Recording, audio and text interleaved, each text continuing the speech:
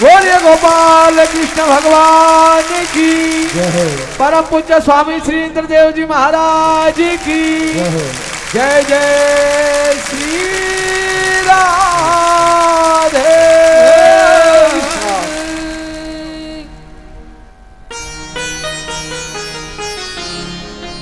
कभी दुख है कभी सुख है, ये जीवन धूप छाया है, हंसी में ही बिता डालो, बितानी ही तो ये माया है। भगवान कृष्ण कुंती को संदेश उपदेश करते हैं, समझाते हैं। आज बांके बिहारी ने अपनी बुआ कुंती को कहा, बुआ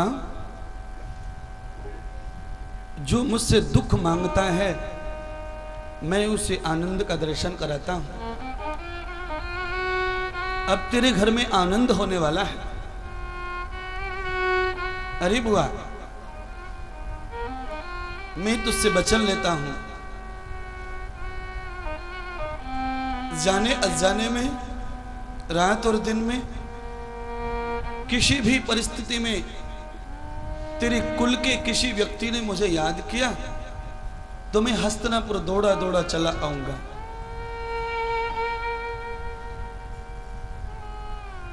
कुंती को कितना भी समझाओ पर कुंती नहीं समझते।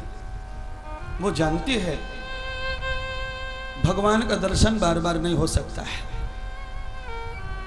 एक बार जो रूप दर्शन में आया दोबारा वो कभी रूप दर्शन में नहीं आता, वो रूप बदल लेता है। एक रूप का दर्शन बार बार कभी हो सकता नहीं।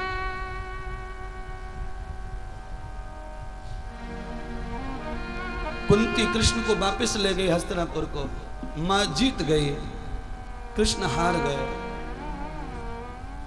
क्योंकि भगवान तो हमेशा से ही भगत के आगे हारते चले आ रहे हैं।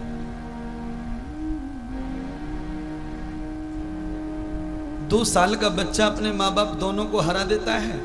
अगर बाजार में चला जाए ना बच्चा माता पिता के साथ तो दोनों को हरा देता है। जो बच्चे को चाहिए वही लेता है। माँ कितने भी नाराज हो जाओ, पापा जी कितने भी गुस्सा हो जाओ,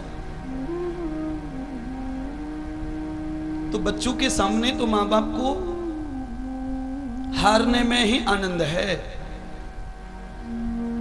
पर यहां तो कुछ अलग हुआ। कुंती ने कृष्ण को हराया। अगर संसार की बात कहें तो कुंती के आगे कृष्ण पुत्र समान है, क्योंकि वो भतीजा है। पर वैसे कुंती ने कभी उसे भतीजी के रूप में देखा ही नहीं। वो तो हमेशा उसे भगवान के रूप में ही देखती है। भगवान का कोई रूप नहीं। भगवान का रूप यह है कि आपत्ति में जो हमें आकर के सहायता करे वही भगवान है। कृष्ण ने आपत्ति में सहायता की है कुंती की। अग्नि से जो जलने से बचा ले, पानी से जो डूबने से बचा ले, वही भगवान होता है।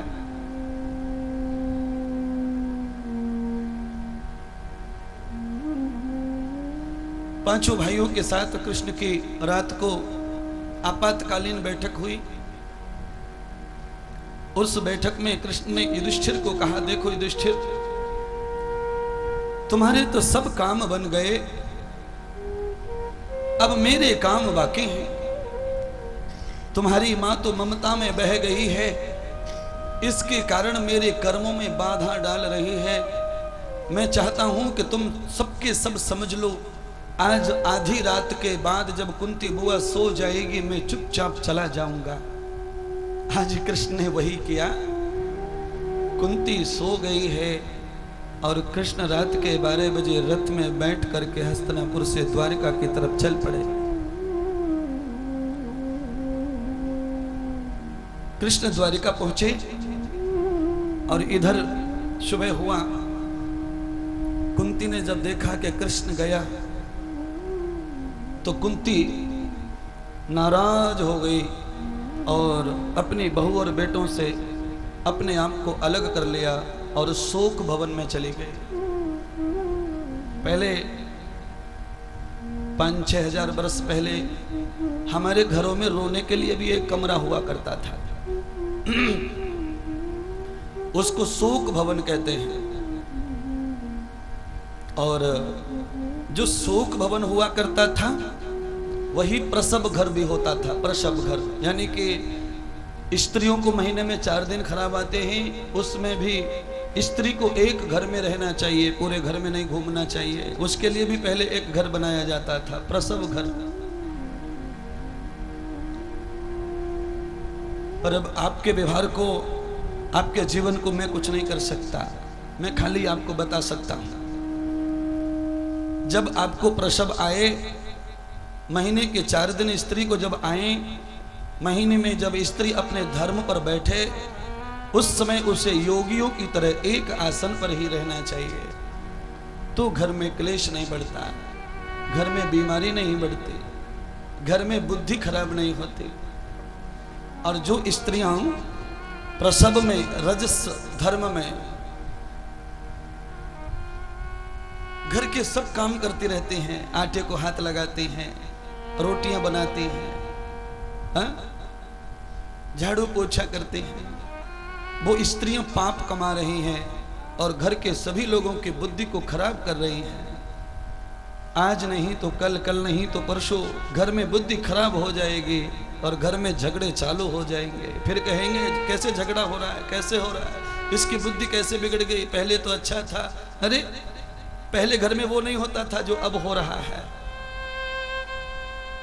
इसलिए कुंती रोने के लिए कमरे में चली गई। क्यों चली गई? क्योंकि किसी को भी अपने दुख में शामिल नहीं करना चाहिए, दुख अकेले भोगो। हर बात में ज्ञान है, हर बात में रास है। जो बात यहां कही जाएगी उसमें तुम्हारा जीवन समाया है। यूं तो कथाएं हमेशा चलती रहती हैं, वृंदावन में तो कथाओं की गिनती कोई कर सकता नहीं। आज भी देखो तो 100-200 कथाएं तो हो ही रही हैं, पर कथा तो वो कथा है जो जीवन का रहस्य बताए। बिगड़े हुए जीवन के लिए कथा बनाई है, बीमार व्यक्तियों के लिए औषधियां बनाई हैं। तो बस इतना समझो, ये परम औषधि है। भागवत की आरती जब हम गाते हैं ना, तो आरती में औषधि नाम का एक शब्द आता है। भागवत की आरती, किसी भी भागवत की पोथी को, किताब को खोलिए, आरती आएगी, उसमें यह शब्द जरूर आएगा,